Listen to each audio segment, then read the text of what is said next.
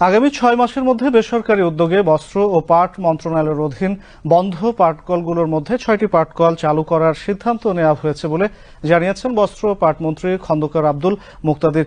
দুপুরে সচিবালয়ে বস্ত্র পাট মন্ত্রণালয়ের সভা কক্ষে আয়োজিত জুট মিল কারখানা চালু ইজারা সংক্রান্ত অংশীজনদের সঙ্গে জরুরি সভা শেষে সাংবাদিকদের তিনি এ কথা জানান।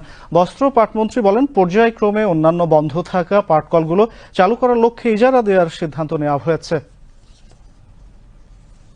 বিগত আওয়ামী লীগ সরকারের সময়কালে রাষ্ট্রায়ত্ত 25টি পাটকল বন্ধ হয়ে যাওয়ার ফলে প্রায় 60,000 শ্রমিক বেকার হয়ে পড়েন। সেই সাথে নেতিবাচক প্রভাব ফেলে কাঁচা পাট রপ্তানিতে। তবে পাটজাত শিল্পের চলমান বহুমাত্রিক সংকট মোকাবেলায় বন্ধ পাটগুলো পুনরায় চালু করার উদ্যোগ গ্রহণ করেছে সরকার। সোনালী আঁশ খ্যাত পাটের হারানো ঐতিহ্য পুনরুদ্ধারে নতুন বিনিয়োগের পাশাপাশি কর্মসংস্থান এবং রপ্তানি আয় বাড়ানোর উপর বিশেষ গুরুত্ব দেওয়া হচ্ছে।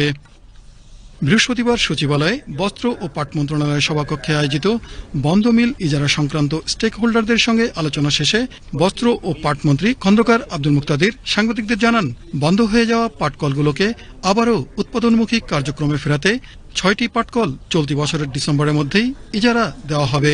6টি মিল আমরা আশা করছি এই বছরের মধ্যেই, এই ডিসেম্বরের মধ্যেই আমরা প্রাইভেট সেক্টরের কাছে হস্তান্তর করতে পারব। পরিকল্পনা অনুযায়ী বেসরকারি খাতে পাটকলগুলো চালু করার মধ্য দিয়ে হাজার হাজার মানুষের কর্মসংস্থান সৃষ্টির পাশাপাশি দেশে বৈদেশিক মুদ্রা অর্জন এবং আমদানি বিকল্প শিল্প গড়ে উঠবে বলে আশাবাদ কর্তৃপক্ষের।